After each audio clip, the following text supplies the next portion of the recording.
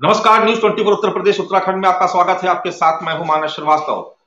कांग्रेस और समाजवादी पार्टी की समन्वय समिति की बैठक आज समाजवादी पार्टी मुख्यालय पर हुई। राहुल और अखिलेश क्या बीजेपी के विजय रथ को रोकने में कामयाब हो पाएंगे?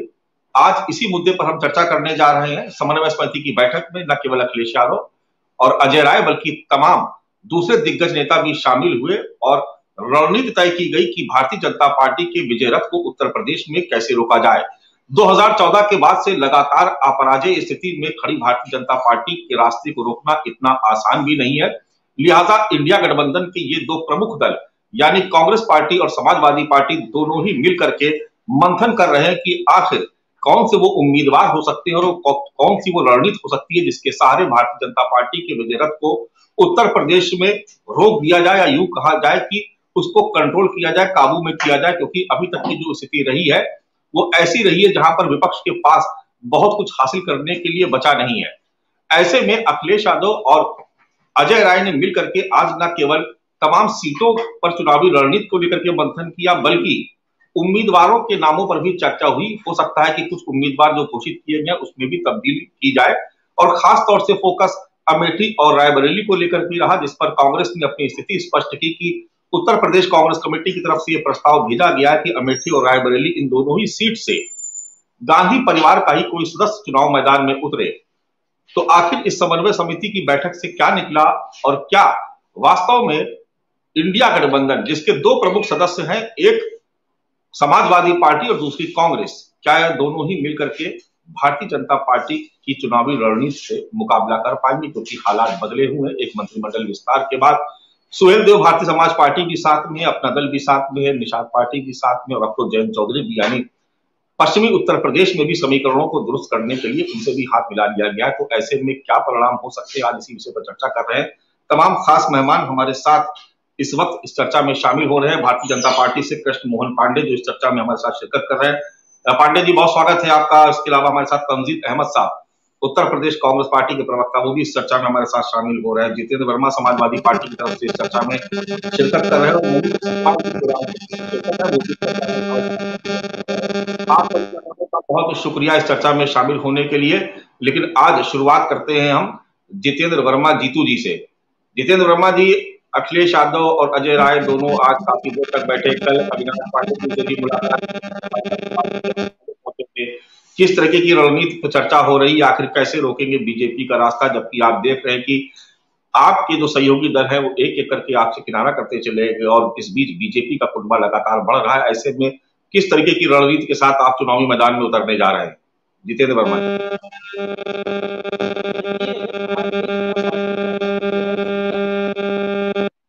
और बहुत मुद्दे हैं जनता ने फैसला किया है कि भारतीय जनता पार्टी को सरकार से हटाना है। पॉलिटिकल पार्टी तो एक विचारधारा है, हमारी सोशलिस्ट विचारधारा है और सोशलिस्ट विचारधारा की पार्टी इंडिया गठबंधन में शामिल है और एक बड़ी ताकत के साथ इंडिया गठबंधन हर दिन एक नया कदम लेके आगे बढ़ रहा है। हमारे मुद्दे जनता के मुद्दे हैं, जो जनता की बातें हैं, जनता के मन की बात है, जनता के दिल की बात है। इंडिया गठबंधन उसकी बात करता है।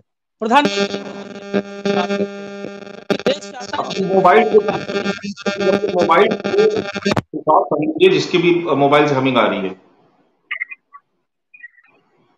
क्या आ रही है आवाज? अब जी आ रही है, सही आ रही है? जी जी बिल्कुल ठीक आ रही है। देखिए, इंडिया गठबंधन जो है जनता के मुद्दों को लेकर आगे बढ़ रहा है और जनता ने फैसला किया है कि भारतीय जनता पार्टी के एनडीए सरकार को सत्ता से बाहर करना है। यह जनता जनार्दन होती है, जनता ही फैसला करती है लोकतंत्र में, कोई राजनीतिक दल फैसला नहीं करता।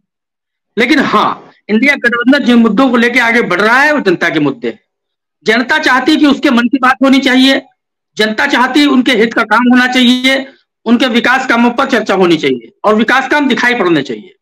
जो सरकार रही केंद्र की 10 साल की, उसमें अछूता नहीं है। नौजवान कितना परेशान है पूरे देश देख रहा है, पूरे देश की मीडिया देख रही है, पूरे देश की जनता देख रही है। हर एक व्यक्ति वाकिफ है कि इन लोगों ने सिर्फ झूठे वादे किए नौजवानों से, बेरोजगारों से। देश में बेरोजगारी कहां पहुंच गई बताइए? 45 से 50 साल में भारत सबसे बड़ी बेरोजगारी की तरफ बढ़ा है।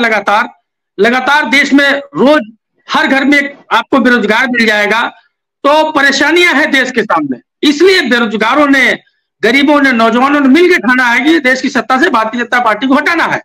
उसमें इंडिया अलायंस जनता के सहयोग में खड़ा है और जनता इंडिया अलायंस के सहयोग के लिए खड़ी है।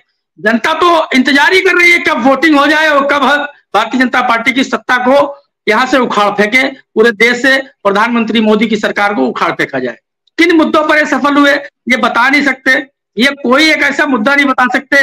ये किसान की बात करते हैं, कहीं न कहीं किसान नेता चौधरी चरण सिंह जी को ये भारत रत्न भी दे देते हैं, लेकिन जो चौधरी चरण सिंह जी की सोच थी, उनकी सोच थी किसानों की आय दोगुनी हो जाए, उनकी सोच थी किसानों की आर्थिक स्थिति संपन्न हो, उनकी सोच थी किसानों को अधिक से अधिक सुविधाएं मिल जाए। लेकिन भारतीय जनता पार्टी चौधरी चरण सिंह जी की विचारधारा के विपरीत काम करने वाली पार्टी है।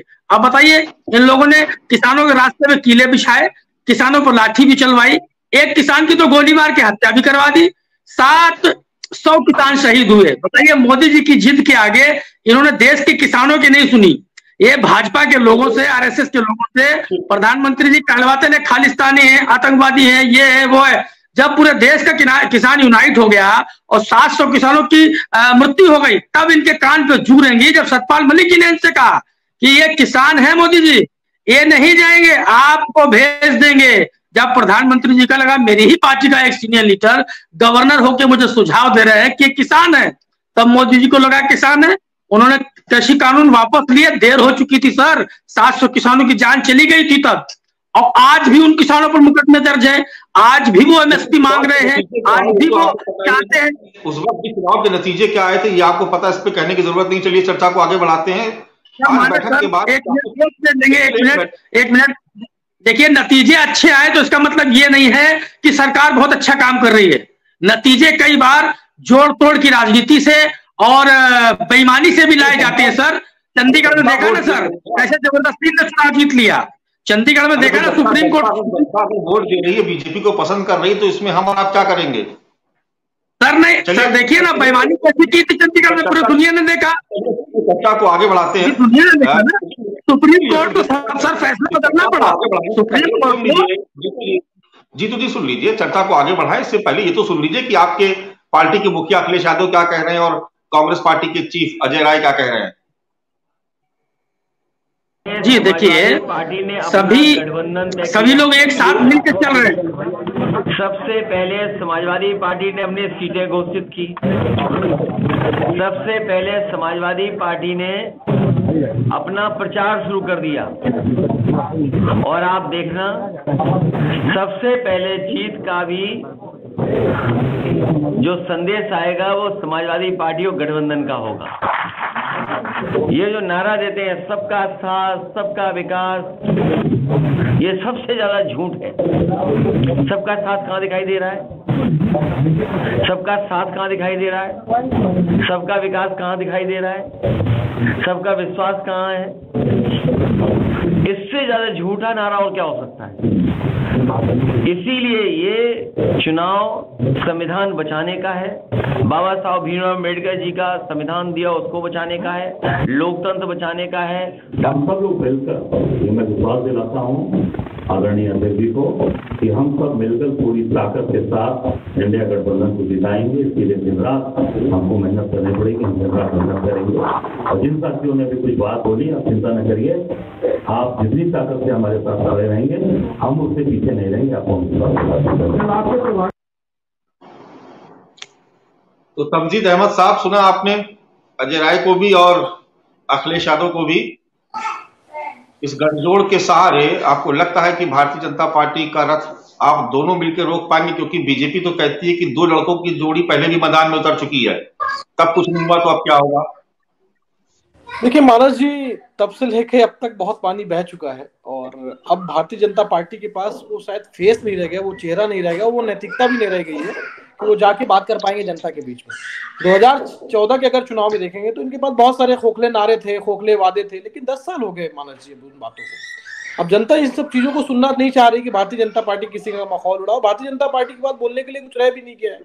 अब आप समझिए मानस जी, किस तरीके से भारतीय जनता पार्टी के अंदर भगदड़ मची हुई है, पहली बात तो देखिए, इनका टिकट कोई लेने को तैयार नहीं है। एक सांसद, आपको पता होगा, आसनसोल में जो सांसद थे पवन सिंह जी ने टिकट मिलने के बाद वापस कर दिया कि हम आपके टिकट चुनाव चिन्ह में नहीं लड़ेंगे चुनाव। फिर गौतम गंभीर जी ने चुनाव लड़ने से मना कर दिया, जयंत सिन्हा जी ने चुनाव लड़ने से मना कर दिया। कल चूरू के सांसद, आज चूरू के सांसद ने पार्टी ज्वाइन कर ली।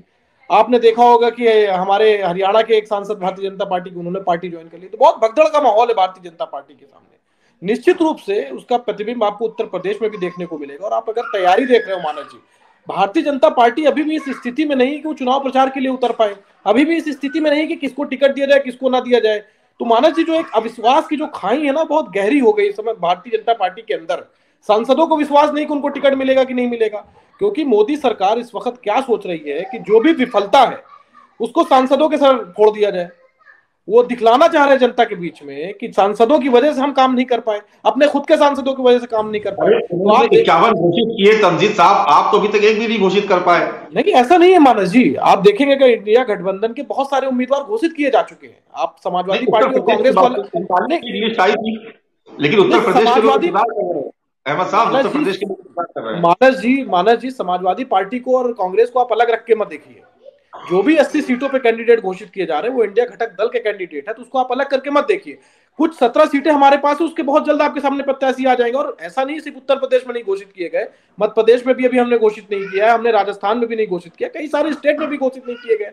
39 सीटों पर हमने प्रत्याशी घोषित कर दिया और बहुत जल्द आपके सामने लिस्ट भी आ जाएगी। लेकिन आप ये देख रहे होंगे जनता के बीच में हमारा गठबंधन बिल्कुल क्लियर हो गया। लेकिन आज भी अगर कृष्ण मोहन पांडे जी से अगर आप पूछेंगे तो नहीं बता पाएंगे कि राजभर जी ने 15 सीट मांगी, क्या सिर्फ उनको मंत्री पद देके ही खत्म कर दिया गया। अनुप्रिया पटेल जी ने 10 सीटें मांगी, उनको कितनी सीटें दे रहे हैं। निषाद राज, आज अगर आपने देखा हो कि एमएलसी की जो एक इन्होंने फोटो रिलीज की, उसमें निषाद जी नहीं है उस फोटो में, तो 10 सीटों में से उनको कितनी सीटें देने जा रहे हैं। फिर राजभर जी ने तो बिहार में ही 15 सीटों का दावा ठोक रखा है, तो नीतीश जी को कैसे एडजस्ट करेंगे। तो बहुत सारे प्रश्न इस समय भारतीय जनता पार्टी के सामने खड़े हो गए। नाराजगी बाहर तो छोड़ दीजिए मानस जी, with in party Bharatiya Janata party की ये हालत है कि इनके सांसदों को विश्वास नहीं कि टिकट मिलेगा, और भारतीय जनता पार्टी को भी अपने सांसदों पर विश्वास नहीं है कि टिकट लेके ये पार्टी के चुनाव चिन्ह में चुनाव भी लड़ेंगे कि नहीं लड़ेंगे। तो हालात बहुत बदतर हो चुके हैं। अब जनता के बीच इनको दिखलाने के लिए कुछ बचा नहीं है।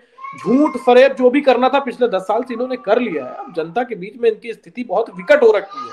अब ये ना तो ये कह के चुनाव में जा सकते हैं कि हम रोजगार देंगे, भाई रोजगार देंगे, 10 सालों में क्या किया।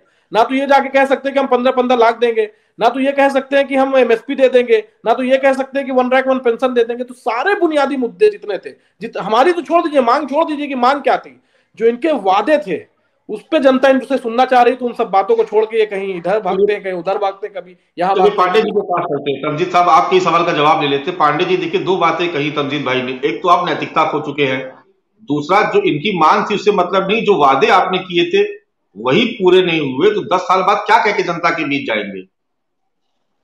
मानस भाई, मैं दोनों बातों को मैं जवाब निश्चित तौर पर दूंगा, परंतु तंजीम भाई के लिए मैं एक बात कहना चाहूंगा। किसी ने कहा है कि तुम्हारे पैरों के नीचे जमीन नहीं है फिर भी तुम्हें यकीन नहीं है। साहब, इनके यहाँ अभी तक प्रत्याशी तो छोड़ दीजिए, इनके यात्रा, इनके जो नेता है वो घूम रहे हैं यात्रा में, और कांग्रेस के साथी पूछ रहे हैं साहब यात्रा रोकिए, बताइए कि टिकट कब देंगे। परंतु इनको कांग्रेस, भारतीय जनता पार्टी में भगदड़ नजर आ रही है। वो भारतीय जनता पार्टी जिसने अपने 51 प्रत्याशी घोषित कर दिए, वो भारतीय जनता पार्टी से देश भर में अपने प्रत्याशी घोषित करके छोटी सी सूची बची है, कल वो भी आ जाएगी और देश भर में प्रत्याशी घोषित हो जाएंगे। भारतीय जनता पार्टी में पहली बार ऐसा हो रहा है जो इतनी जल्दी प्रत्याशी घोषित हो रहा है। उसके पीछे कारण है कि हमने जनता के बीच में काम किया, हमें आत्मविश्वास है, जनता का विश्वास है कि हमने काम किया और जनता पुनः इस पर आशीर्वाद देगी। परंतु इन्होंने कहा कि हमने नैतिकता खो चुके हैं। यदि इस देश में आजाद भारत के बाद सर्वाधिक आवाज पर उन्होंने नैतिकता खोना है तो हाँ, हम नैतिकता खो चुके हैं। इस आजाद भारत में सर्वाधिक शौचालय, आजाद भारत में सर्वाधिक सड़कें, और हाँ, आपके रिकॉर्ड से 3 गुना ज्यादा सड़कें बनाना यदि नैतिकता खो चुका होता है तो हाँ, हम नैतिकता खो चुके हैं। और रही बात शिक्षा के, हमारे मित्र कह रहे थे कि भारतीय जनता पार्टी किसानों के लिए कुछ नहीं किया, सपा के मित्र कह रहे थे। हाँ, नहीं किया क्योंकि आपके पिछले 50 वर्षों के शासनकाल में आपने किसानों के लिए सिर्फ और सिर्फ आत्महत्या दिया। किसानों के लिए आपने सूखे राहत के नाम पर 5 रुपए का चेक बंटवाया। याद होगा, यदि आपको या न हो तो गूगल कर लीजिए। ₹3-3 का, मानस भाई आपको याद होगा, ये चेक बंटवाने वाले लोग किसानों के साथ कह रहे हैं कि भारतीय जनता पार्टी ने किसानों के लिए कुछ नहीं किया। वो भारतीय जनता पार्टी जिसने किसान सम्मान निधि 6,000 का सालाना किसानों को दिया, तो किसान बीमा देकर किसानों के साथ संबल देकर खड़ी हुई, और सर्वाधिक रिकॉर्ड खरीदारी करी हुई है इस देश में, तो उत्तर प्रदेश में हुई है एमएसपी पर। उस उत्तर प्रदेश की सरकार को आरोप लगा रहे कि अब तो किसानों के हित ऐसी नहीं है। यही उत्तर प्रदेश का किसान है। आप 700 की बात कर रहे थे कि 700 किसान आत्महत्या, 700 किसानों की हत्या हुई, साहब वो रिकॉर्ड आपका होगा, परंतु इस देश का किसान समझता है उस चुनाव के बाद भारतीय जनता पार्टी को पूर्ण बहुमत की सरकार देता है, तो सिर्फ और सिर्फ क्योंकि हमने भारतीय जनता पार्टी उन किसानों के लिए काम किया। और आपने कहा कि जोड़ तोड़ की राजनीति होती है, साहब जोड़ तोड़ की राजनीति हुई थी उत्तर प्रदेश में 2019 में, मानस भाई याद होगा, यही सपा और बसपा का गठबंधन हुआ था और कहा जा रहा था कि गाजीपुर से लेकर गाजियाबाद तक एक सीट उंगली पे भारतीय जनता पार्टी गिनवा दे। हुआ क्या, गाजीपुर से लेकर गाजियाबाद तक भारतीय जनता पार्टी सिर्फ जीती, और सिर्फ जीती नहीं, सर्वाधिक सीट लेकर आए, क्योंकि जनता का विश्वास, सबका जनता का साथ, और जनता के साथ हम खड़े थे, जनता ने भारतीय जनता पार्टी को वोट किया। दूसरा, हमारे मित्र कह रहे थे कि बेरोजगारी के क्षेत्र पे बहुत बड़ा परिवर्तन हो गया है। साहब आपका भी एक आंकड़ा दे देता हूं मैं आपको। 5 वर्ष सत्ता में रहे समाजवादी पार्टी उत्तर प्रदेश में 12 से 17 तक, और आपने जो सरकारी नौकरी बोल कर लीजिए, यदि ना हो तो 3,12,000 सरकारी नौकरियां आपने दिया।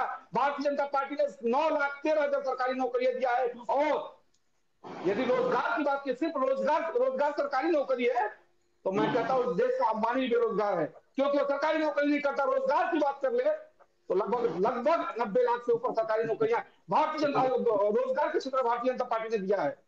सरकारी नौकरियां सर्वाधिक हमने देने का काम किया, और सपा बसपा मिलकर 5 लाख सरकारी नौकरी नहीं दे पाए, और इन्होंने बात की विकास समाप्त हो गया, विकास नहीं हुआ भारतीय जनता पार्टी में।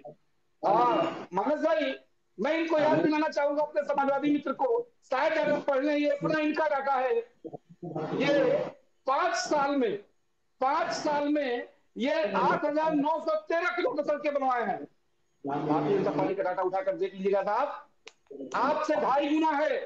और एक्सप्रेसवे के नाम पर 6 एक्सप्रेसवे हमने बनवाए हैं, और एयरपोर्ट को छोड़ ही दीजिए। आप पढ़ते भी आया कीजिए, ऐसे आरोप लगा देंगे तो मुझे लगता है जनता आपको देख रही है डिबेट पे, और ये एक प्रतिष्ठित चैनल है, और आप ठेके पे नौकरी देने की बात भी कर रहे हैं। जवाब देंगे।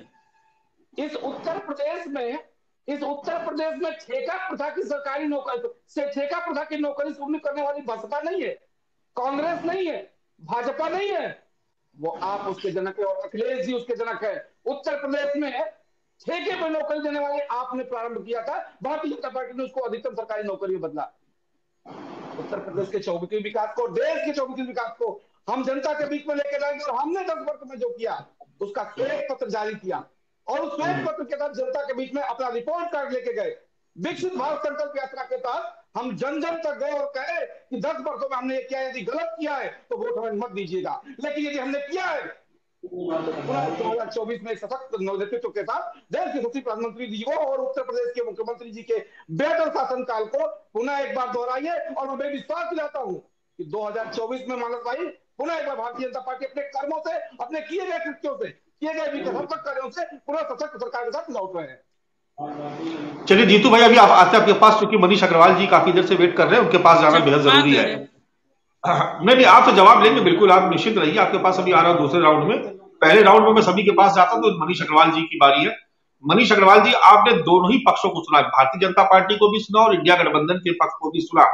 वो कौन से ऐसे मुद्दे हैं जो भारतीय जनता पार्टी के पक्ष में जा सकते हैं, और क्या आपको लगता है कि जिस बात का जिक्र तमजीद अहमद साहब कर रहे थे, क्या ऐसी भी परिस्थिति बन सकती है कि ये जनता ये भी पूछे कि आपने पिछले 10 साल पहले जो वादे किए थे वो अब तक पूरे क्यों नहीं हो पाए, क्यों नहीं काला धन वापस आया, क्यों नहीं 15 लाख रुपए आए, क्यों नहीं किसानों की आय दुगनी? क्या आपको लगता है कि ये भी मुद्दे प्रभावी होंगे, क्योंकि जो माहौल है पूरे देश में वो तो राममय है? मानस जी, ये जो 10 साल पुराने मुद्दे हैं ना, इसको लेके भाजपा विगत 10 वर्षों में 10 बार चुनाव के बीच में जा चुकी है, और मुझे लगता है हर बार ये मुद्दे उठाए गए और हर बार इसका रिजल्ट विपक्ष को मिला है। मैं एक और चीज बताना चाहूंगा कि जैसे समाजवादी पार्टी पहले MY फैक्टर से यूपी में चलती थी, अब मुझे लगता है कल की आजमगढ़ की रैली के बाद से जो भाजपा का एमवाई फैक्टर है, मोदी प्लस योगी का, वो इस समय भारी पड़ता प्रतीत हो रहा है। क्योंकि कल आप देखिए यूपी पे क्या विकास हो रहा है। 4 इंटरनेशनल एयरपोर्ट ऑपरेशनल हो गए हैं। 24 में ही नोएडा का इंटरनेशनल एयरपोर्ट ऑपरेशनल होने वाला है। लखनऊ से चित्रकूट जैसी जगह के लिए फ्लाइट चल रही है। 1048 रुपए का टिकट है। कल रैलियों में ये कहा जा रहा है कि अब चप्पल पहने आदमी भी फ्लाइट से जा सकता है। इंफ्रास्ट्रक्चर के नाम पे जितना काम हो रहा है, एक जमाने में ये राजनीति होती थी, कास्ट बेस्ड राजनीति होती थी, नौकरियों की राजनीति होती थी। आज मुझे लगता है विकास की जो योजनाएं हैं वो भाजपा बहुत अच्छे ढंग से लोगों तक पहुंचा रही है, और विपक्ष को भी उन्हीं योजनाओं के सहारे चलना पड़ेगा कि हम और अच्छा क्या कर पाएंगे। आज ये लोग जो नौकरी की मांग कर रहे हैं, तो मुझे लगता है, ऐसा लगता है कि विपक्ष के नेता जो हैं अपने लिए कुछ नौकरियां ढूंढना चाह रहे हैं, क्योंकि वो बहुत दिन से सत्ता से बाहर है और आगे उन्हें लग रहा है कि हमें सत्ता जल्दी मिलने नहीं वाली। तो इतना ज्यादा ये जो नौकरी का हल्ला करते हैं, तो मुझे लगता है ये अपनी राजनीतिक नौकरियों के लिए परेशान है। पब्लिक के बीच में जाने के बाद आप हर बार 6 महीने बाद ये कहोगे पब्लिक की कुछ समझ में नहीं आता, पब्लिक कुछ नहीं जानती, पब्लिक कोई मुद्दे नहीं जानती। पब्लिक सब जानती है, यही मुश्किल है। इसी वजह से भाजपा आगे बढ़ रही है, क्योंकि जब आप चुनाव में जाते हो ना, आप हर 6 महीने में एक ही भाषा बोलोगे। अभी आप 3 चुनाव 3 राज्यों के हार के आ रहे हो इन्हीं मुद्दों, फिर यही भाषा बोलोगे। सपा के प्रवक्ता कह रहे हैं अंबेडकर जी को बचाना है, अभी माननीय अखिलेश यादव जी कह रहे थे, और उसी कांग्रेस के संग कोलैबोरेशन कर रहे हैं जिसने इमरजेंसी लगा के सबसे बड़ा दुरुपयोग करा था कॉन्स्टिट्यूशन का। तो आपको कहीं ना कहीं इन मुद्दों को साथ बैठ के बनाना पड़ेगा कि हम किन मुद्दों के साथ जनता पे जा रहे हैं। राहुल गांधी जी की न्याय यात्रा यूपी में आती है, भगवान राम के दर्शन नहीं करते, क्या मैसेज देना चाह रहे हैं आप? भगवान तो सबके हैं, आपने क्यों छोड़ दिया जिस भगवान को भाजपा ने अपनाया है? आपको भी उसे अपनाना पड़ेगा, लेकिन आपके अंदर ये डर है कि एक पर्टिकुलर वोट बैंक जो है वो किसी और तरफ ना चला जाए। इसी वजह से टीएमसी ने कांग्रेस के संग कोलैबोरेशन बंगाल में नहीं करा, क्योंकि उसे मालूम है कि हम जिस वोट बैंक के सहारे चल रहे हैं वो वोट बैंक अगर शिफ्ट हो गया, क्योंकि हम नेचुरल कांग्रेस ही, जितना भी विपक्ष है देश में वो ज्यादातर नेचुरल कांग्रेस ही है, तो उन्हें लगता है वही वोट बैंक हमारा है, वो इनके संग शिफ्ट हो गया तो कल को हम स्टेट गवर्नमेंट में भी हार जाएंगे। जैसा आपने अभी तेलंगाना में देखा होगा, कांग्रेस की मैसिव मेजोरिटी आई क्योंकि एक पर्टिकुलर वोट बैंक जो था वो केसीआर जी से शिफ्ट होकर वहां चला गया।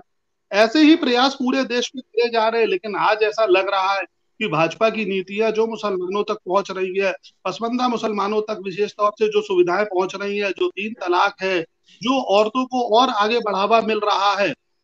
आप देखिए आज गल्फ कंट्रीज में भी मुस्लिम महिलाओं के लिए देश खोले जा रहे हैं, क्योंकि उनको मालूम है कि आगे की दुनिया जो है वो विकास पे चल रही है। अब कास्ट बेस्ड पॉलिटिक्स जो है हल्की होती जा रही है, तो इन लोगों को इस चीजों की एनालिसिस करनी पड़ेगी। अगर आप सेम मुद्दे रिपीट करोगे तो सेम रिजल्ट चुनाव में आएगा जैसा आ रहा है। भाजपा ने 370 सीट कही, किस एनालिसिस पे कही? 330 पे फर्स्ट थे, 72 पे हम सेकंड थे, तो 375 हुई। हम अपनी सीटों पे कोशिश कर रहे हैं। आप देखिए प्रधानमंत्री ने कल यूपी की सबसे वीक सीट है जो भाजपा की, उसमें रैली करी। वो कोई और जगह चुन सकते थे उद्घाटन करने के लिए, कहीं से भी कर सकते थे, लेकिन उन्होंने कहा मैं वहां पे कोशिश करूंगा जो यूपी में हमारी सबसे वीक सीट है। आप कोई भी एग्जिट पोल देख लो, सब ये कह रहे हैं कि आजमगढ़ और मैनपुरी जो है समाजवादी पार्टी के पक्ष में जाएगी। लेकिन फिर भी भाजपा ने कल आजमगढ़ से रैली करी, ये मैसेज देने के लिए कि हम जहां कमजोर हैं वहां काम करेंगे, उसको छोड़ेंगे नहीं, उसको हारेंगे नहीं, सीट जीतेंगे वो बात की बात है, जनाधार तो बढ़ेगा, लोगों से तो मिलेंगे, तो उस स्ट्रेटेजी पे काम करना पड़ेगा। आप जब न्याय यात्रा लेके आते हो, आप अयोध्या में नहीं जाते हो, उसको छोड़ देते हो। क्यों छोड़ देते हो भाई? वो भी आप ही का है, वो भी देश का है। क्योंकि जिस तरीके से भाजपा ने 224 सीटें 50% वोट से जीती थी, और इस बार अगर वो 272 सीटें 50% से ज्यादा वोट से जीतती है, तो फिर धीरे धीरे ये कास्ट बेस्ड पॉलिटिक्स जो है भारत में खत्म होती जाएगी और एक नया उदय होगा भारत में राजनीति का। विपक्ष को इन चीजों को समझना पड़ेगा। आरएलडी के जाने से यूपी में फर्क नहीं पड़ेगा, राजस्थान में भी फर्क पड़ेगा, हरियाणा में भी फर्क पड़ेगा। तो भाजपा जो छोटे छोटे दलों को इकट्ठा कर रही है, इनसे जो निकल के जा रहे हैं उसकी एनालिसिस ऐसे करनी पड़ेगी कि वो जीत में तो सहयोगी होंगे, लेकिन वो आपकी जीत की प्रतिशत को भी बढ़ाएंगे। तो ये जो 50% की जीत है 224 सीटों पे, ये कैसे 272 और 300 सीटों पे 50% से ज्यादा वोट से जीतेंगे? तो इस चुनाव की एनालिसिस जो है ना, अब उस ढंग से नहीं चलेगी कि हम वही मुद्दे लेके आएंगे, जनता को दोष देंगे, उसके बाद मीडिया को दोष देंगे और फिर अगले चुनाव की तैयारी शुरू करेंगे। जीतू जी, आपने मनीष अग्रवाल जी को सुना, जो वो कह रहे हैं उनकी बात में इसलिए दम नजर आता है कि बात सही है। जिन मुद्दों को लेकर के 10 साल में आप बार बार जनता के बीच जाते हैं और बार बार जनता आपको नकार देती है। आपने नोटबंदी का मुद्दा उठाया, जनता ने आपको चुनाव से बाहर कर दिया। आप किसानों को लेकर के आपने इतनी हाई तौबा मचाई, किसानों ने आपको नकार दिया। तो जो मुद्दे हैं, जो पुराने मुद्दे हो गए, उनको बार बार रिपीट करने से बेहतर है कि कुछ नई स्ट्रेटजी पे काम किया जाए। नहीं लगता आपको कि वही पुरानी बातें, वही घिसी पिटी बातें, वही टेप रिकॉर्ड अगर बार बार बजाते रहेंगे तो जनता भी सुन सुन के बोर हो जाती है? देखिए, सरकार बन गई, अच्छे परिणाम आ गए, इसका मतलब ये कतई नहीं है कि सरकार अच्छा काम कर रही है। क्या ये अच्छा काम है कि भारतीय जनता पार्टी की 10 साल की सरकार में एनसीआरबी का आंकड़ा है 1 लाख से ज्यादा किसानों ने आत्महत्या किया? ये बात सही नहीं है क्या? कृषि मंत्रालय ने 1 लाख करोड़ रुपया जो किसानों के हित के लिए खर्च होना था सरेंडर कर दिया। कांग्रेस ने इमरजेंसी के लिए माफी मांगी। क्या मोदी जी ने नोटबंदी के लिए माफी मांगी? क्या भारतीय जनता पार्टी ने नोटबंदी के लिए माफी मांगी? क्या इन लोगों ने पुलवामा हमला, उरी हमला सहित 5 बड़े आतंकवादी हमले हुए, इन लोगों ने आतंकवादियों को पाकिस्तान ससम्मान घर तक छोड़ने जाने का भी काम किया? क्या इसके लिए इन लोगों ने माफी मांगी? कांग्रेस ने तो इमरजेंसी लागू की, उसकी माफी मांग ली। अरे 2 सर्जिकल स्ट्राइक हो चुकी है, जनता ताली बजा रही है, आप कहां चक्कर में पड़े हैं? ये सर, जनता ताली नहीं बजा रही है। जनता को इन लोगों ने 2 चुनाव से भ्रमित कर रखा था। 5 किलो राशन और 2000 रुपया गरीब वर्ग के लोगों को इन लोगों ने भ्रमित किया और उनसे छीना क्या? सर मानस सर सुन लीजिए, आप बीच में ना बोलिए प्लीज। इन्होंने छीना क्या? नौजवानों का भविष्य, उन परिवारों के बच्चों की नौकरी जिनको राशन और रुपया किसान निधि के नाम पर दे रहे हैं। आप सोचिए कि 6900 बच्चे लखनऊ में अभी भी पिछड़े वर्ग के प्रदर्शन कर रहे हैं। पिछड़ा वर्ग आयोग गठित किया गया, उसने रिपोर्ट दिया कि बच्चों के साथ अन्याय हुआ है। मुख्यमंत्री ने निर्देश भी दिया, अधिकारियों ने उन्हें आज तक नौकरी नहीं दी। 2500-30 दिन से भूख हड़ताल पर बैठे हैं। क्या ये इससे इनकार कर सकते हैं कि उत्तर प्रदेश में एनसीआरबी का डाटा है महिला उत्पीड़न नंबर 1 पर, दलित उत्पीड़न नंबर 1 पर? क्या ये सच नहीं है कि दिन में 8 पुलिस वालों की हत्या कर दी गई थी? क्या ये सच नहीं है 60 से ज्यादा वकीलों की 7 साल में हत्या कर दी गई? क्या ये सच नहीं है 60 से ज्यादा पुलिस वालों की हत्या इन 7 सालों में कर दी गई? क्या ये सच नहीं है आरक्षण में भेदभाव हो रहा है पिछड़े दलित अल्पसंख्यक लोगों के साथ? 500 नौकरी आती है, ईडब्ल्यूएस का कोटा पिछड़े वर्ग के कोटे से ज्यादा होता है, ईडब्ल्यूएस का कोटा एससी के कोटे से ज्यादा होता है। क्या अन्याय नहीं देख रहे?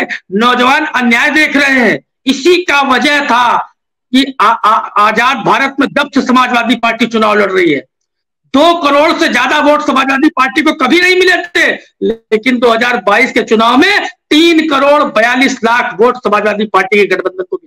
केवल 4% से सर पीछे रह गए और 90 सीटें समाजवादी पार्टी की 200, 500, 1000, 1200, 1500 वोट से हार गई। आज समाजवादी पार्टी के पास गठबंधन का दायरा बढ़ा है। ये जरूर है कि आरएलडी के चौधरी साहब गए हैं, लेकिन एक कांग्रेस राष्ट्रीय बड़ी पार्टी हमारे साथ आई है। समय सर भूल जाइए, 14 साल ये भी उत्तर प्रदेश में सत्ता से भाजपा के लोग बाहर रहे हैं। क्या ये कहेंगे तभी राम का सम्मान नहीं करते थे, इसलिए राम भगवान इनको सत्ता से बाहर भेज रहे थे? 10 साल केंद्र की सत्ता में बाहर थे, तो क्या इस बात को मानेंगे भगवान राम इनको सत्ता से बाहर कर रहे थे? ये नकारा थे, कामचोर थे। समाजवादी पार्टी की सरकार ने 5 साल में 5,43,100 को सरकारी नौकरियां दिया। ये एक अंतरराष्ट्रीय स्टेडियम बना दे जिसका उन्होंने उद्घाटन किया हो, बनाया हो, उद्घाटन किया हो। अखिलेश जी ने बनाया, उसका उद्घाटन कर दिया। उसके बाद उत्तर प्रदेश में एक भी अंतरराष्ट्रीय स्टेडियम नहीं है। एक भी मेट्रो चली हो, अखिलेश जी के हरी झंडी दिखाने के बाद दोबारा से उसी मेट्रो में बैठ के हरी झंडी दिखा दिए। ये लोग काम दूसरे का। 100 नंबर किसकी है? अखिलेश यादव जी की लाई हुई। 112 लिख दिए। 1090 किसका है? अखिलेश यादव जी का। पुलिस मुख्यालय भवन किसका बनाया? सपा सरकार का। आपका मुख्यमंत्री भवन किसका बनाया हुआ? सपा सरकार का। हाई कोर्ट की विश्व स्तरीय बिल्डिंग किसकी बनाई हुई? समाजवादी पार्टी सरकार की। गोमती रिवर फ्रंट से लगा के एशिया का सबसे बड़ा पार्क दिनेश्वर पार्क से लगा के सब समाजवादी पार्टी की सरकार का काम है। ये करप्शन की बात करते हैं। मोदी जी पूरे देश में चिल्ला चिल्ला के कहते हैं अजीत पवार इस दुनिया का सबसे बड़ा करप्ट आदमी है। और वो कहता है सर हमें अपने अपनी वॉशिंग मशीन में धो दीजिए। उसने कहा तत्काल धुल जाइए, और धुल के आप हमारी सरकार में उप मुख्यमंत्री बन जाइए। नारायण राणे, शुभेंदु अधिकारी, आपके माइनिंग घोटाले का येदियुरप्पा आरोपी, आप कब करप्शन पर कार्रवाई करते हैं? दूसरे का किसी को आरोप हो, आप हेमंत सोरेन को, दलित आदिवासी नेता को जेल भेज दोगे? आप तेजस्वी यादव क्या सीबीआई भेज दोगे? आप माननीय अखिलेश यादव को सीबीआई का नोटिस दे दोगे? हाय हैसियत तुम्हारी हेमंत बिस्वा शर्मा, जो इस देश का सबसे बड़ा करप्ट आदमी है, उसको नोटिस भेजने की इनकी हैसियत नहीं है। इनकी हैसियत है अजीत पवार को जेल भेजने की, इनकी हैसियत नहीं है। नारायण राणे, शुभेंदु अधिकारी को या येदियुरप्पा को जेल भेजने की हैसियत है। रमन सिंह, शिवराज सिंह को जेल भेजने की हैसियत है। इनको तो सबको मुख्यमंत्री बनाए बैठे ही है। ये क्या बात करेंगे सर करप्शन की? भाजपा से ही करप्शन शुरू होता है, भाजपा ही करप्शन की जमीनी और गंगोत्री और लास्ट तक करप्शन में डूबी हुई है। आपने अपनी बात बहुत विस्तार दमदारी से रखी है, कृष्ण मोहन पांडे जी से जवाब भी लेते हैं। भाई आप देख रहे हैं कि नाराज बहुत है आपसे जीतू वर्मा जी। नाराज नहीं, सच्चाई कह रहे हैं सर, सच्चाई कह रहे हैं। मेरा क्या है किसानों? अब आप इनका जवाब दीजिए। जी सर, सुन रहे। जीतू जी का दोस्त नहीं है तौर पर मैं चाहता हूँ कि थोड़ा सा लाउड बोलिए आप। कृष्ण मोहन पांडे जी, आपकी आवाज डाउन है, हारने वाले हैं ना। नहीं, बाकी प्रवक्ताओं से आपकी आवाज नीची पड़ रही है, इसलिए मैं चाह रहा हूँ कि आप दमदारी से बात करिए। मानस भाई जीतू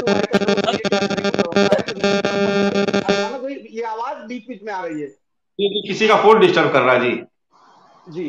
तो जीतू भाई ने खूब अच्छी ढंग से अपनी बातें रखी। निश्चित तौर पर आज इनको, इनके जो समर्थक होंगे, इनके साथी होंगे, बहुत प्रसन्न होंगे। परंतु इन्होंने 2-3 बातें कही कि एनसीआरबी का डाटा बढ़ता जा रहा है। साहब ठीक बात कर रहे हैं, आपकी सरकार में एनसीआरबी का डाटा नहीं बढ़ता था, और आपकी सरकार में एकदम सब कुछ बेहतर था, परंतु जनता ने 17 उठा के आपको फेंक दिया। उसके पीछे एक कारण था, क्योंकि आपके अपराध होते थे, परंतु अपराधी मुख्यमंत्री के साथ घूमता था। घटना याद दिला देता हूं, जीतू जी ध्यान रखिए, शांत रहिए, घटना याद दिलाता हूं। गाजीपुर में शोभा वर्मा, उस लड़की के साथ रेप होता है, और उसके रेप के साथ उसकी हत्या होती है। और जानते हैं हत्यारा किसके साथ घूम रहा था? आपके सीएम साहब के साथ पीछे अगले दिन ही फोटो मिलती है, और फिर उसको जगह बाद में जब मीडिया उसको दबाव में लेता है तो गिरफ्तारी होती है। दूसरा भी दिखाता हूं, पूरे प्रदेश भर में सिपाही फैला हुआ था। एक विधायक की हत्या हुई थी, राजू पाल की। पूरे प्रदेश की पुलिस राजू पाल को ढूंढ रही थी, और जानते हैं वो कहां मिला? उसी प्रयागराज में मुलायम सिंह जी मंच पर थे, और हाथ उठाए अतीक अहमद का कह रहे थे कि मैं जानता हूं अतीक अहमद अपराधी नहीं है, ठीक आदमी नहीं, ठीक आदमी है। नीचे पुलिस डूब रही है, ऊपर मंच पर मुलायम सिंह के साथ बैठा हुआ, ये अपराध था। और एनसीआरबी के डाटा बढ़ने की बात करते हैं साहब। भारतीय जनता पार्टी सरकार में छोटे अपराध, छोटे से छोटी घटना रजिस्टर्ड होती है, और एनसीआरबी का डाटा बढ़ता भी वैसे ही था। मुझे लगता है इस बात को ध्यान देना होगा। दूसरा, हमारे मित्र ने कहा कि 5 किलो राशन और 2 किलो देके जनता को भ्रम कर लिया। आप जनता को समझते क्या है? जनता जो होती है, आपके शरीर का एक किलो का आरबीसी और सारी चीजें निकाल लेती है। जनता मूर्ख नहीं है साहब। एक घटना बताता हूं और सुन लीजिए। 2010 में सुप्रीम कोर्ट ने, संजीव भाई को भी याद होगा, इनकी सरकार थी। 2010 में सुप्रीम कोर्ट तुम मोटो लेती है और पूछती है कि देश में भूखमरी का आंकड़ा क्यों बढ़ता जा रहा है, आप इस पर कार्रवाई क्यों नहीं कर रहे हैं? और केंद्र की सरकार ने इस पर अपना जो एफिडेविट दिया, उन्होंने लिखा कि हमारे पास कोई उचित साधन नहीं है, पारदर्शी व्यवस्था नहीं है। ये अनाज में हम बांटना तो चाहते हैं, लेकिन ये लूट की भेंट चढ़ जाएगी। सुप्रीम कोर्ट शांत हो जाती है। 2013 में जब आंकड़ा फिर बढ़ता है आत्महत्या का, भूखमरी का, तो सुप्रीम कोर्ट सारे राज्यों को नोटिस करती है। और जीतू जी 2013 में आप उत्तर प्रदेश में थे, आपके मुख्यमंत्री लिखते हैं, एफिडेविट देते हैं सुप्रीम कोर्ट को कि हमारे पास कोई पारदर्शी व्यवस्था नहीं है, ये लूट के भेंट चढ़ जाएगी। और 2014 में भारतीय जनता पार्टी सरकार बनती है, और 2024 है। इन 10 वर्षों में हमने पारदर्शी तरीके से घर घर राशन बंटवाया, और कहीं कोई लूट नहीं हुई, कहीं कोई अपराध नहीं हुआ, क्योंकि हम अपराध नहीं, अपराधियों तक को घर से निकाल कर बुलडोजर चलवा देते हैं। अपराध करने से पहले उत्तर प्रदेश में डरेंगे लोग। हम पारदर्शी व्यवस्था लेके आते हैं। आपने कहा कि संविधान बचाने की बारी है।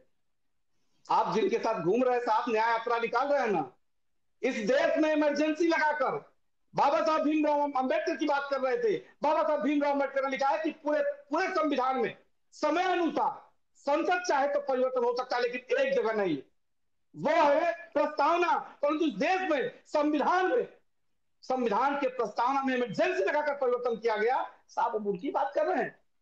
आप बात करते हैं दलितों की, कि दलितों के साथ बड़ा अपराध हो रहा है।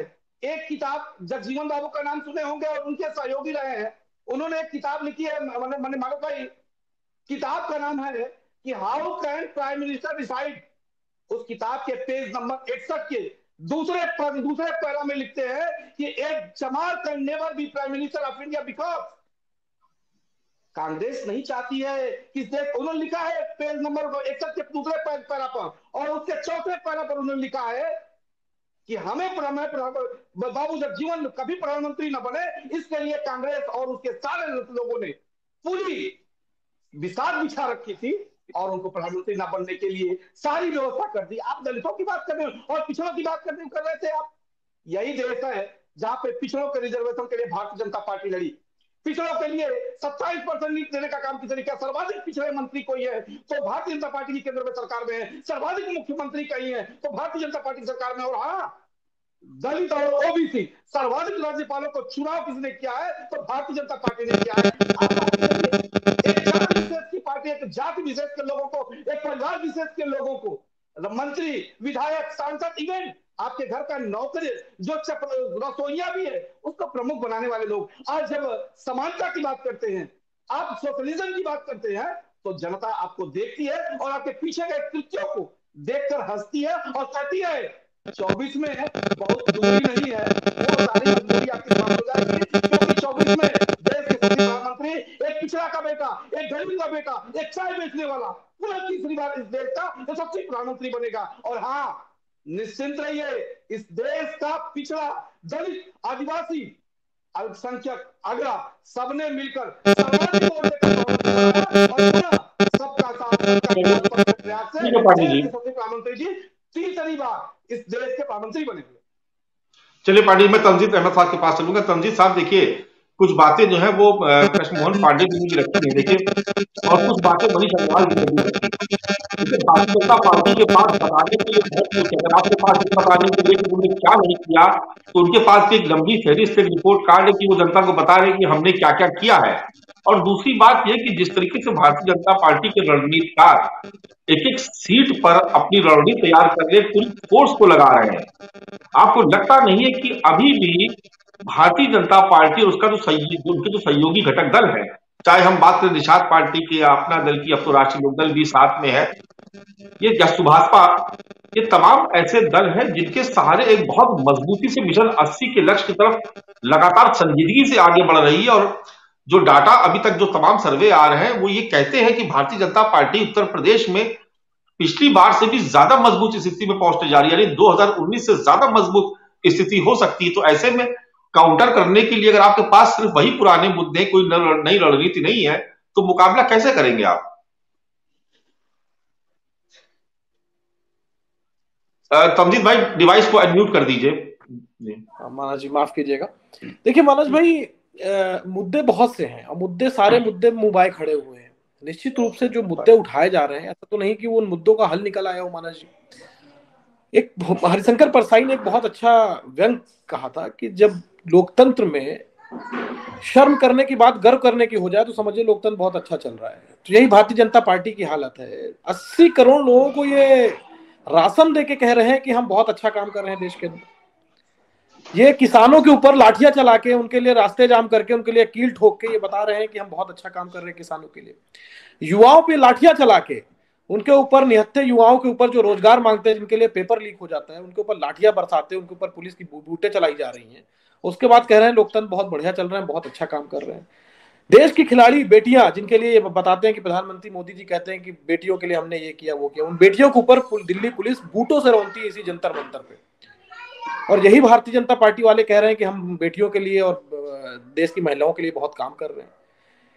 बेरोजगारों के लिए क्या हालत है मानस जी, किसी से छुपा नहीं है ये सब मुद्दे। आप कैसे इसको इग्नोर कर दिया जाए मानस जी, यही तो मूल मुद्दे हैं। इन मुद्दों को भले ठीक है भारतीय जनता पार्टी अपने संसाधन, आपकी एक बात से मैं बिल्कुल सहमत हूं कि कुछ मामलों में हमसे आगे हैं और आगे होंगे भी, निश्चित रूप से जिस तरीके से संसाधन पे इन्होंने कब्जा किया, जिस तरीके से देश की संपदा पे इन्होंने कब्जा किया, जिस तरीके से देश में जो चंदा सिस्टम है, जिस तरीके से इन्होंने घोटाला घपला किया, उसमें 90% से ज्यादा चंदा भारतीय जनता पार्टी को आ गया। तो निश्चित रूप से जब देश का संपदा, देश का संसाधन ये लूट लेंगे तो हमसे तो ये कई मामलों में आगे हो जाएंगे, इसमें कहीं कोई शक हमको भी नहीं है। लेकिन जनता भी इस चीज को अब समझ रही है। आज आप मानस जी देखिए, सुप्रीम कोर्ट ने कितना करारा तमाचा मारा है, आप इसको कैसे इग्नोर कर सकते हैं? सुप्रीम कोर्ट ने एसबीआई से पूछा 26 दिन से आप कर क्या रहे थे? एसबीआई कैसे पहुंच गई सुप्रीम कोर्ट? किसके दबाव में पहुंची सुप्रीम कोर्ट? क्यों नहीं बता रही है कि चंदा किसके नाम पे आ रहा है और किसको जा रहा है चंदा? क्या है वो छुपाने के लिए? मानस जी, अगर कल तक भारतीय जनता पार्टी ने कोई बड़ा खेल नहीं किया तो एक बहुत बड़ा घोटाला देश के सामने आने जा रहा है कि कैसे 90% चंदा देश का भारतीय जनता पार्टी के पास पहुंच जा रहा है। कौन है वो जो लोग जो इनको चंदा दे रहे हैं और कैसे वो चंदा दे रहे हैं? सीबीआई ईडी के दबाव में दे रहे हैं या ये खुद धमकी दे रहे हैं, उनके दबाव में दे रहे हैं, किसके दबाव में ये चंदा इनको मिल रहा है? ये बहुत बड़ा घोटाला कल सामने आ जाएगा और इसके लिए बधाई देना चाहूंगा मैं देश के सुप्रीम कोर्ट को। जिस तरीके का फैसला इन्होंने किया, सुप्रीम कोर्ट ने किया, उसके लिए बहुत बधाई के पात्र है। इन्होंने तो पूरी कोशिश की, सरकार ने एसबीआई को लगाया और उनको बोला कि जाइए और 20 जून तक टाइम मांग लीजिए। क्यों मांग ले भाई? चुनाव के बाद आप नाम का खुलासा करेंगे। जब आपने चोरी नहीं की है, ये एक बात कहते हैं भारतीय जनता पार्टी वाले ने, डर क्यों रहे हो जब चोरी नहीं की हो? तो आप क्यों डर रहे हैं भाई? जब आपने चोरी नहीं की है तो वो लिस्टिया को आप सार्वजनिक क्यों नहीं कर दे रहे हैं? आपको तो डर नहीं होना चाहिए क्योंकि आप चोर नहीं है, आपने भ्रष्टाचार नहीं किया। वो लिस्ट आपको जारी करने में क्या भाई दिक्कत है? उसको जारी कीजिए। फिर ये नैतिकता की बात कर रहे हैं मानस जी, कैसी नैतिकता है भाई? हमारे युवा बेरोजगार होके और पेपर लीक उनका कराया जा रहा है, उसके बाद 6-6 महीने परीक्षाएं टाल दी जा रही हैं, 1 साल के लिए फुर्सत हो जा रहे हैं और उसके बाद ये पूछ रहे हैं कि हमारे पास नैतिकता है वोट मांगने का।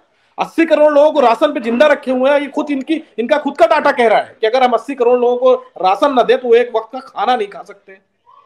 तो ये हालत हो रखी है।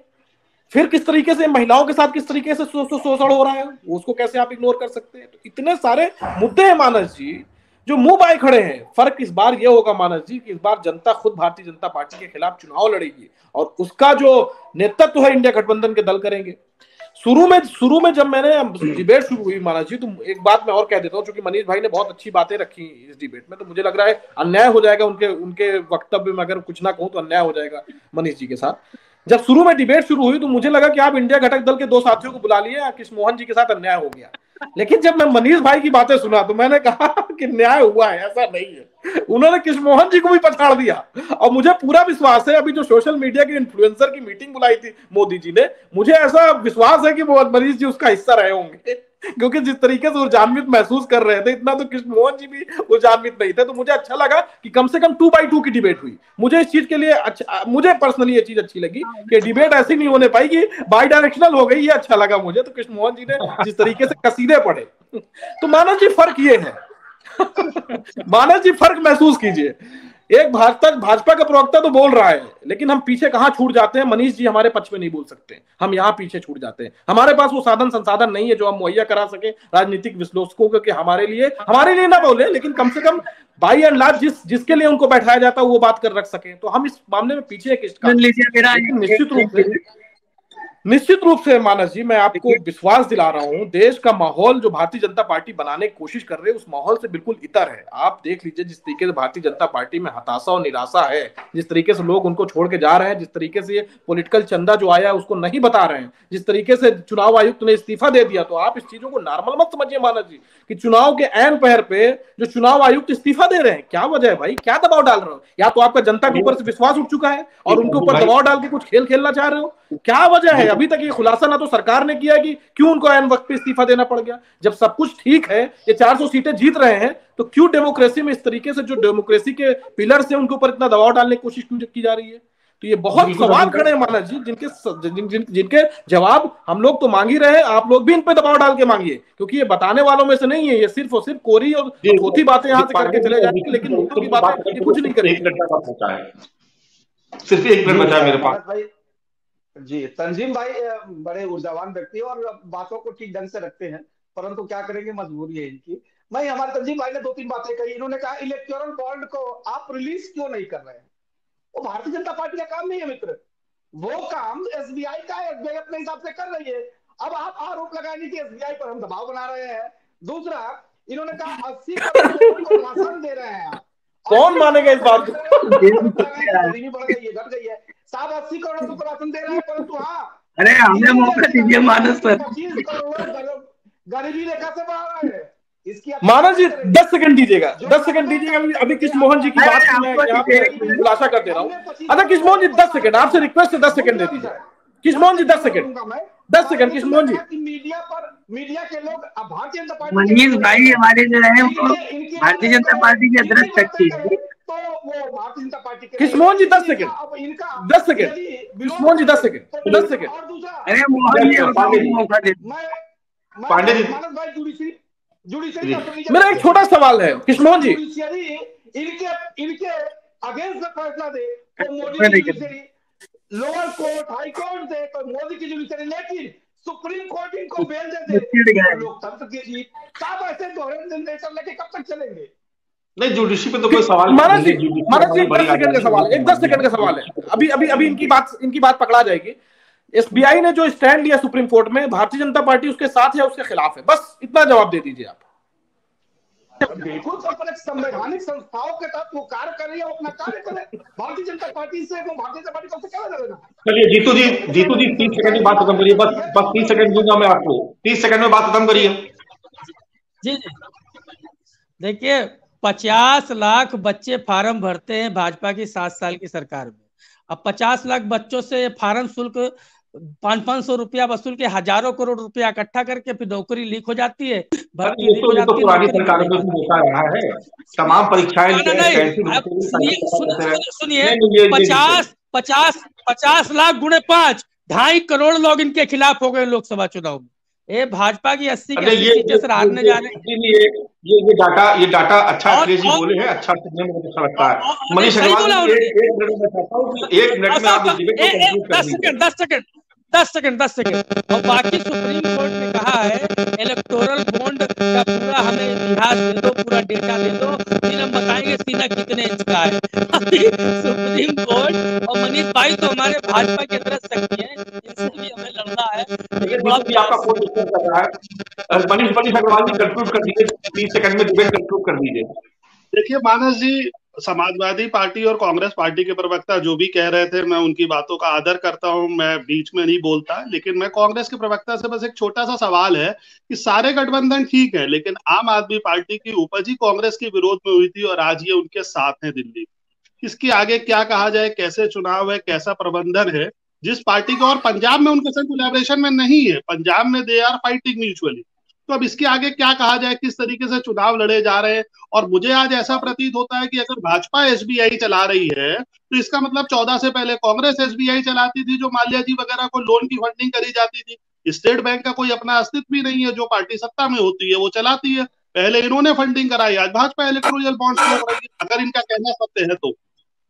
चलिए तो इस चर्चा को समाप्त करते, समय का बहुत अभाव है, वरना इस विषय पर भी आगे हम लोग बात करते। आप सभी खास मेहमानों का बहुत बहुत शुक्रिया, पांडे जी, मनीष अग्रवाल जी और जीतू वर्मा जी के साथ तंजीद अहमद साहब, आप सभी खास मेहमानों का बहुत बहुत शुक्रिया।